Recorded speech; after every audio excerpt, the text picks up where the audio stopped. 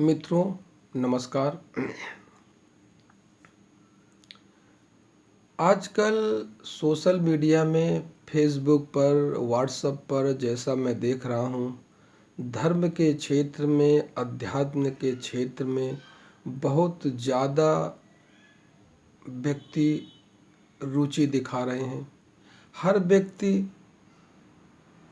किसी न किसी से लगातार ध्यान कैसे किया जाए, परमात्मा का अनुभव कैसे किया जाए, इसके विषय में प्रश्न पूछता रहता है।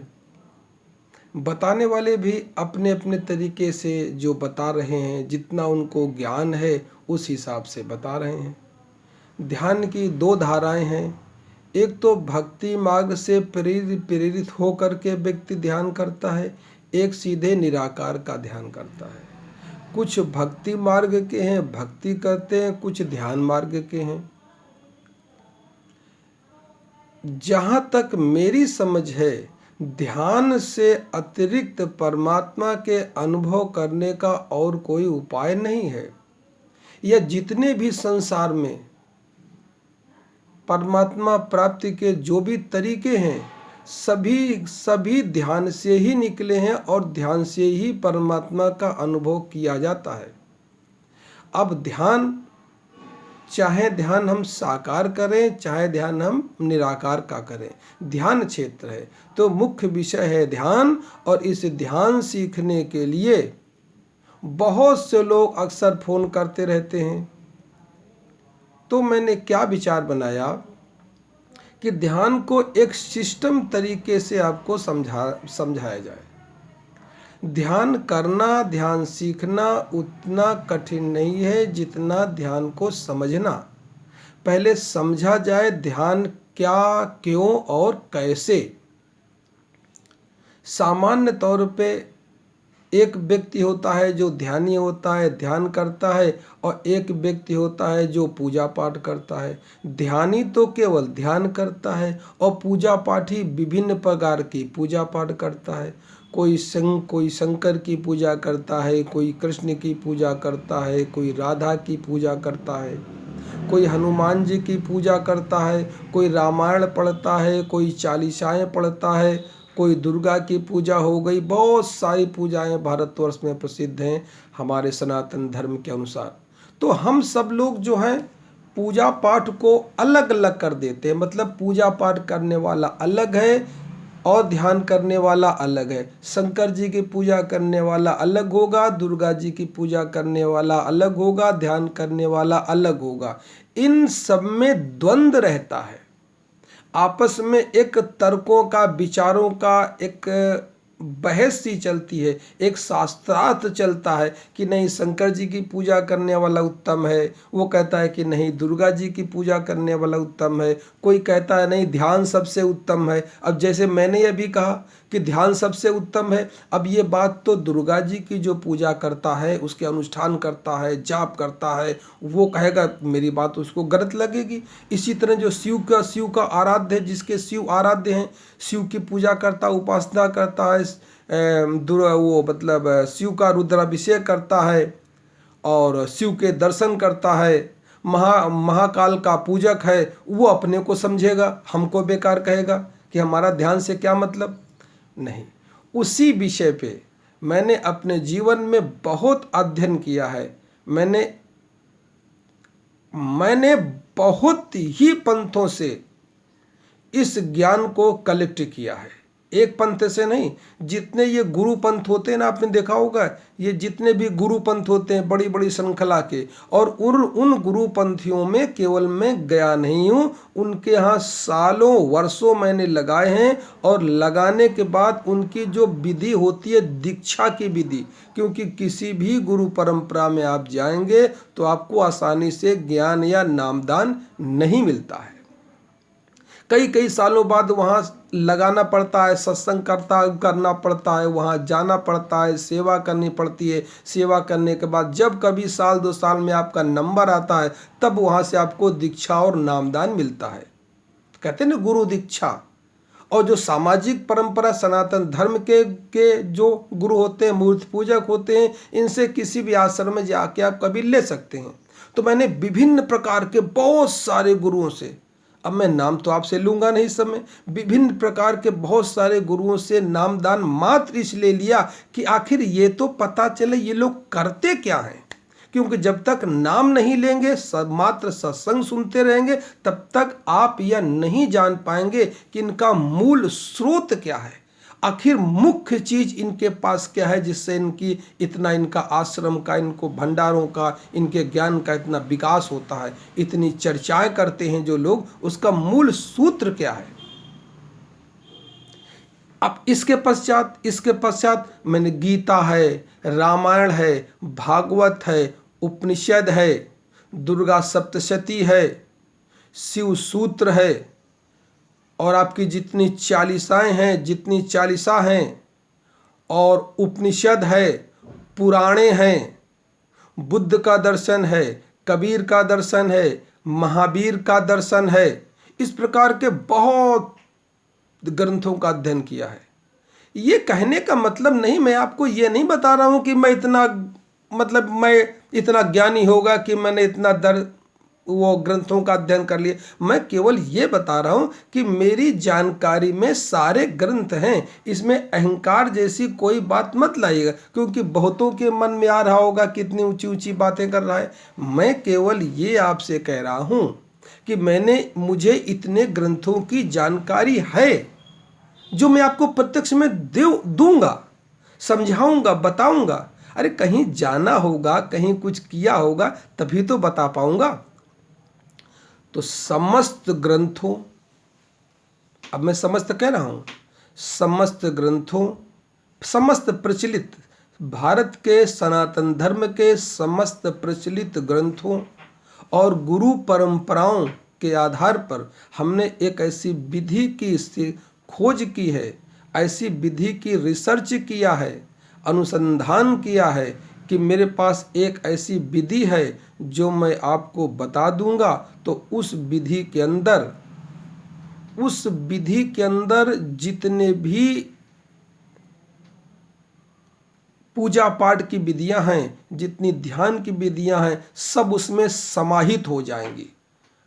एक ऐसी इंटरनेशनल विधि उसको आप कह सकते हैं जो सबके ऊपर मान्य होगी। यही नहीं, हर जाति, हर धर्म, हर वर्ग, हर संप्रदाय, हर मान्यता, हर संस्कार अगर उस विधि को विचार करके सोचेगा तो वो उसके लिए विधि होगी। मात्र मानव जाति के लिए वो विधि होगी। वो किसी धर्म, किसी विशेष, किसी धर्म विशेष, किसी मत विशेष, किसी वर्ग विशेष, किसी संस्कार विशेष की विधि नहीं होगी। अगर मानव है तो वो विधि वो सुनेगा, देखेगा, हाँ बस ये बहुत सुंदर विधि है।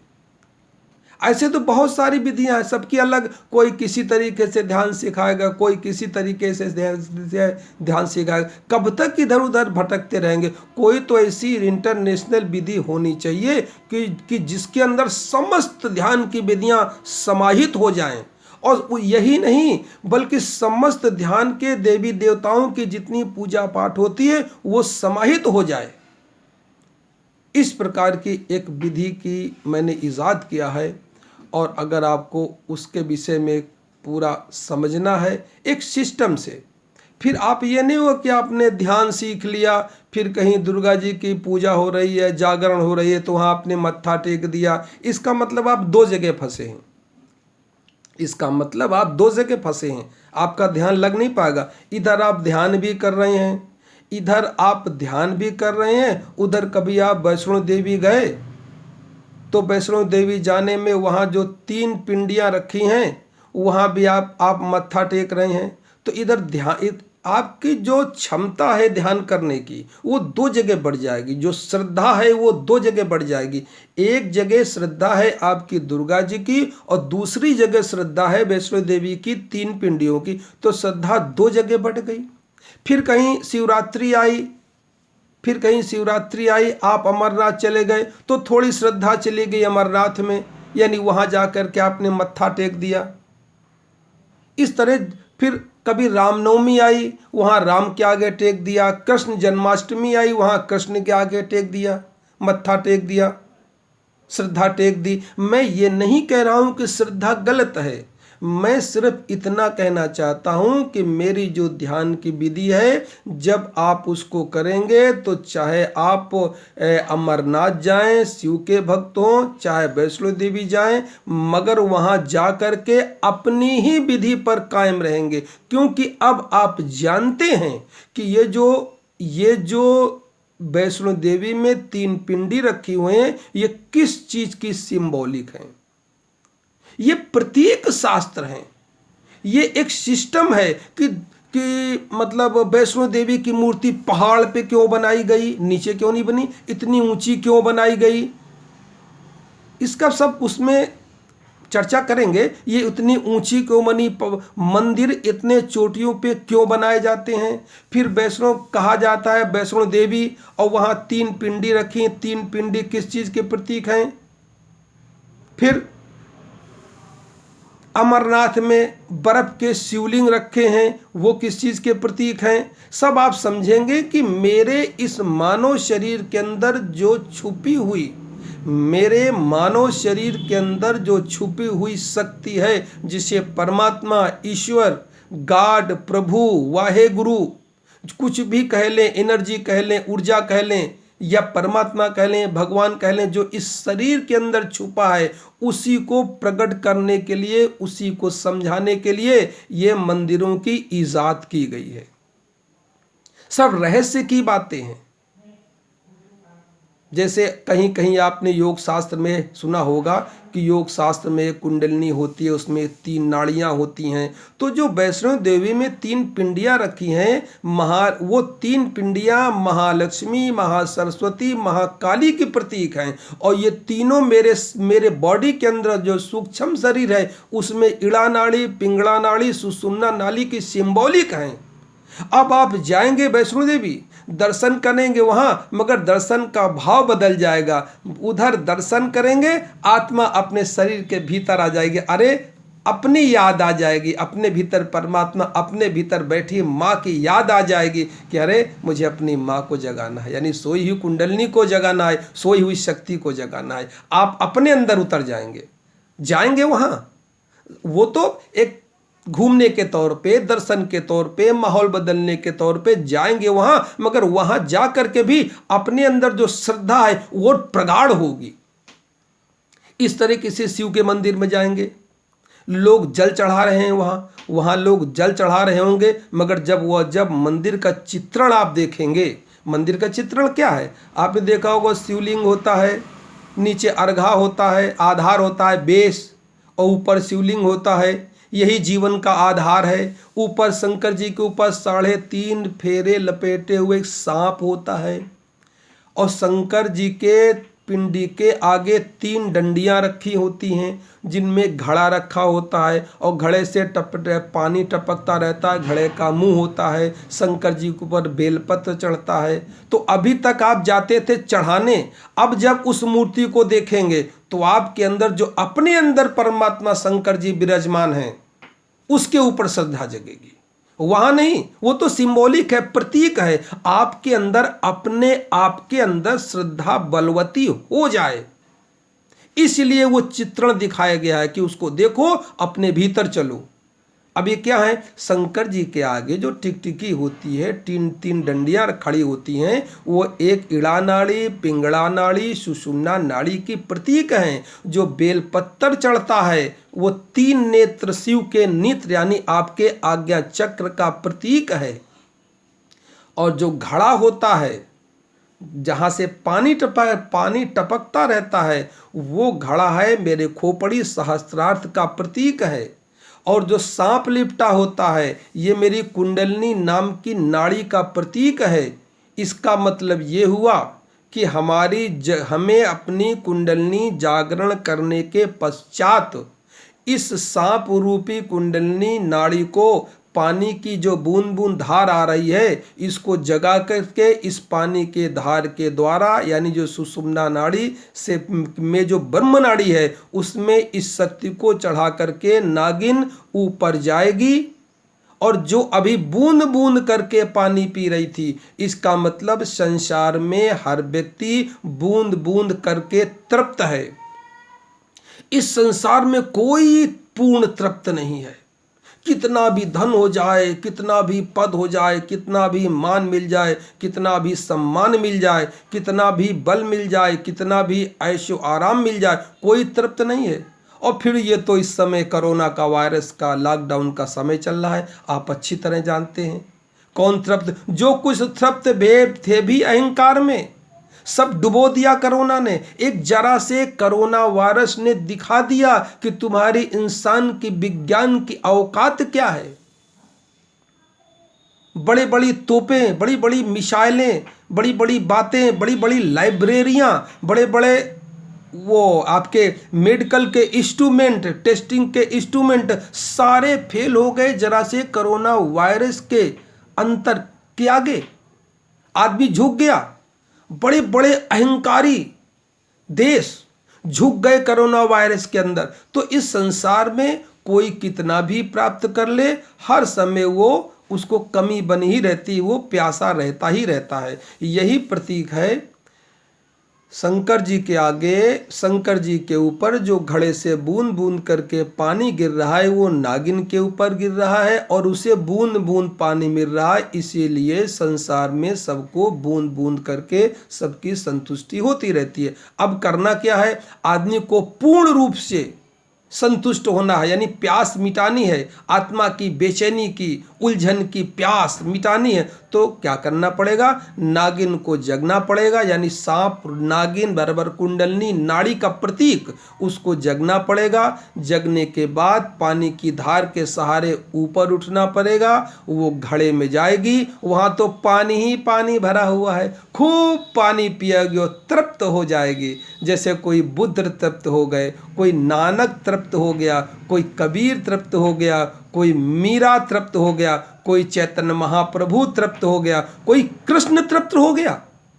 अरे छोड़िए, कोई शिव तृप्त हो गया, हमारे भोलेनाथ। आखिर वो क्या कर रहे हैं? भोलेनाथ भी बैठ करके इसी शिवलिंग की ही उपासना कर रहे हैं। यही तो मैं बताऊंगा आपको। आप भोलेनाथ की अरे भोलेनाथ और शिवलिंग में, दोनों में आखिर अंतर है ना। हाँ, इतना अवश्य है कि सब संसार में सबसे अधिक शिव ने शिवलिंग की उपासना किया है, इसलिए शिवलिंग को शिव के नाम से जाना जाने लगा। जैसे संसार में आपने सुना होगा, पर पहले समय में एक डालडा चलता था। डालडा वनस्पति था जो लोग खाना बनाने में इस्तेमाल करते हैं। तो डालडा इतना चला कि समाज के परिवेश में आज इतने वनस्पति घी हो गए हैं, मगर डालडा ही सामान्य रूप से कहा जाता है, भाई डालडा ले आओ। जबकि रथ है, वनस्पति है, और कितने बावर्ची हैं, कितने हो गए नाम वनस्पतियों के, मगर चूंकि डालडा जवान में है तो यही कहते हैं घर में, भाई डालडे की पूड़ी ना बनाना। तो ये कहने का मतलब शिवलिंग में, संसार में शंकर जी ने शिवलिंग की सबसे अधिक आराधना किया है। इसीलिए प्रतीक के रूप में शंकर जी को ही शिवलिंग लोग कहने लगे। ये भाषा है कहने की। आखिर आपने देखा होगा चित्र में शंकर जी कर क्या रहे हैं। शंकर जी बैठे आसन लगाए तपस्या में, समाधि में संलग्न तो हैं, वो कर क्या रहे हैं? वो अपनी कुंडलिनी शक्ति की ही यात्रा करके अपने को पूर्ण रूप से आनंदित और पूर्ण कर चुके हैं। राम ने भी अपने गुरु वशिष्ठ से के आश्रम में जाकर के शिवलिंग की साधना की, यानी कुंडलिनी की साधना की। रामेश्वरम में शिवलिंग स्थापित किया। कृष्ण ने, अगर आपने देखा होगा, पढ़ेंगे तो कृष्ण भी अपने गुरु संदीपन ऋषि के जब आश्रम में गए हैं तो उन्होंने कुंडलिनी की ही साधना किया है। विवेकानंद को आप जानते होंगे, जिनके गुरु रामकृष्ण परमहंस हैं। रामकृष्ण परमहंस काली की पूजा करते थे, मगर बाद में उनको समझ में आ गया कि काली की पूजा व्यर्थ है, मूल सिद्धांत नहीं है। जब उनको ज्ञान हो गया तो उन्होंने अपने शिष्य विवेकानंद को काली की दीक्षा नहीं दी, कुंडलिनी की दीक्षा दी, और ये कुंडलिनी का ध्यान करते थे। इसी तरह कुल मिलाकर के बहुत सारी विधियां हैं। ये इतना विराट है कि ध्यान लगाना उतना कठिन नहीं है जितना ध्यान को समझना। सारे शास्त्रों से, सारे ग्रंथों से, गीता से, उपनिषद से, वेद से, रामायण से, रामचरितमानस से, दुर्गा सप्तशती से, सभी से, पुराणों से जब आप समझ लेंगे कि अरे मैं जो कर रहा हूं इसी को समझाने के लिए मेरा शास्त्र लिखा गया है। सबसे महत्वपूर्ण अगर इस संसार में कोई शास्त्र है वो है मानव का जीवित शास्त्र। इसी के अंदर शक्ति विराजमान है, परमात्मा इसी के अंदर विराज। पहले ये शरीर आया, ग्रंथ बाद में आए। इसको ऐसा भी हम कह सकते हैं कि पहले आप जन्मे, भगवान बाद में जन्मा। जब आपका जन्म हो गया, शरीर आपका मिल गया, तभी तो जब बुद्धि हुई तो आपने जाना कि परमात्मा कुछ होता है, ध्यान कुछ होता है, ग्रंथ कुछ होते हैं। तो ग्रंथ कब आए? पहले आपका शरीर आया, जब बुद्धि आई, विकसित हुई, तब आपने जाना अरे श्री रामचरितमानस भी कोई होता है, दुर्गा जी भी कोई होती हैं, शंकर जी भी कोई होती हैं, ध्यान भी कुछ होता है। ये सब बाद में आया आपके लिए। पहले आपका शरीर आया, ये सारे ग्रंथ बाद में आए। और आपके शरीर की शक्ति को पहचानने के लिए ही इन सारे ग्रंथों की रचना की गई। तो मैं आपके इस मानव शरीर, इस दिव्य मानव शरीर के अंतर्गत जो ज्ञान है उसको प्रकट करने के लिए शास्त्रों का निर्माण हुआ। तो हम शास्त्रों के लिए नहीं बने हैं, हम शास्त्रों में न खो जाएं।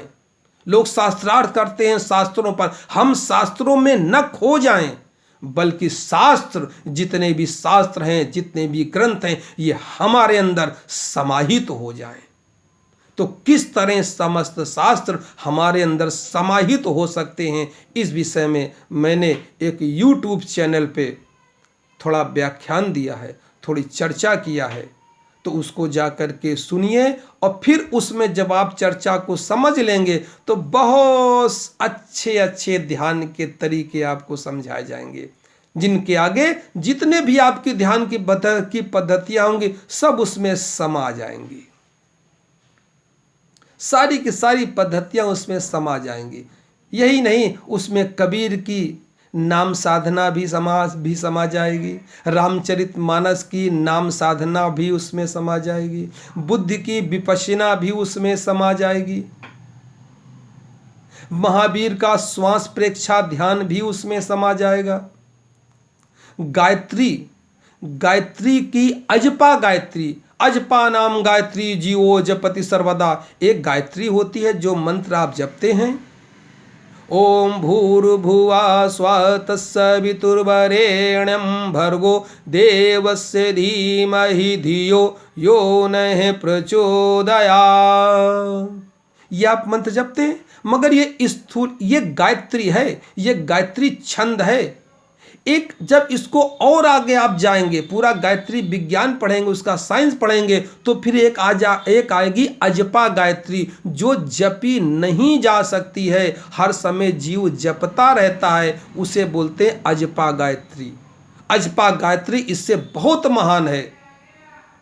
एक अजपा नाम गायत्री जीवो जपति सर्वदा, एक अजपा नाम की गायत्री है जो जीव सदा जपता रहता है। अजपा माने जो जपा ना जाए, जो जवान से मन से जपा न जाए और अनवरत चलता रहे, तैलवत धारा की तरह चलता रहे, जिसे रामायण में लिखा गया है, रामचरितमानस में, सोह अस्मि इति वृत्ति अखंडा और दीप शिखा सोई परम प्रचंडा।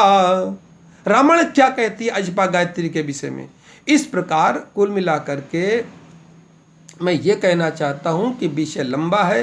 धैर्य से, उतावलेपन से अगर समझेंगे तो फिर तो हर जगह ध्यान सीखिए। आज उसके यहाँ ध्यान सीखा, कल उसके यहाँ ध्यान सीखा, परसों पूजा करने लगे, काम नहीं बना तो दूसरी देवी देवता पकड़ ली, फिर काम नहीं बना तो कोई दूसरा गुरु पकड़ लिया, उससे मंत्र जाप की दीक्षा लेते रहिए और जीवन भर समय को व्यर्थ करते रहिए। कुछ हाथ नहीं आएगा।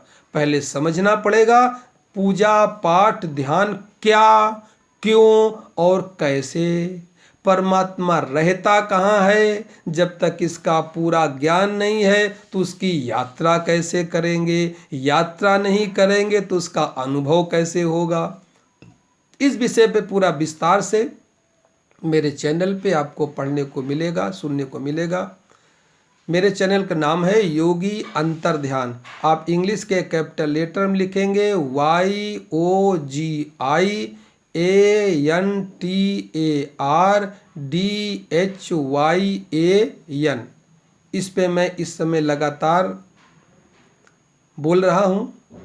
अच्छा होगा कि जैसे ही मैंने कोई वीडियो डाली आपके अंदर तुरंत उसकी सूचना आ जाए, ताकि आपका एक समझ, एक जानकारी, ज्ञान निरंतरता पकड़े रहे। तो मेरे चैनल को सब्सक्राइब कर दीजिए और बेल आइकन को दबा दीजिए, ताकि इधर मैं वीडियो डालूं उधर तुरंत आपको खबर लग जाए। एक सिस्टम से आप उसको समझते रहें, पढ़ते रहें। मैं पुनः आपसे कह रहा हूं कि मानव शास्त्र के इस शरीर के अंदर जो शक्ति छुपी हुई है, शरीर के अंदर शक्ति तो छुपी है ही, अभी शरीर बोल रहा है और एक दिन मानव शरीर पहले जन्मता है, बड़ा होता है, विकास होता है, एक दिन मृत्यु को प्राप्त हो जाता है। तो जब तक बोल रहा तो इसके अंदर जो शक्ति है उसी को ईश्वर, भगवान, परमात्मा, चेतना, प्रभु, कुछ वाहे गुरु, कुछ भी कह लीजिए, इसी शरीर के अंदर है। तो जितने भी शास्त्र हैं सब शास्त्र इसी की पुष्टि करेंगे और सारे शास्त्र तिरछे रूप से इसके अंदर शक्ति हुई, छुपी हुई शक्ति को जगाने का, उसको अनुभव करने का मार्ग है।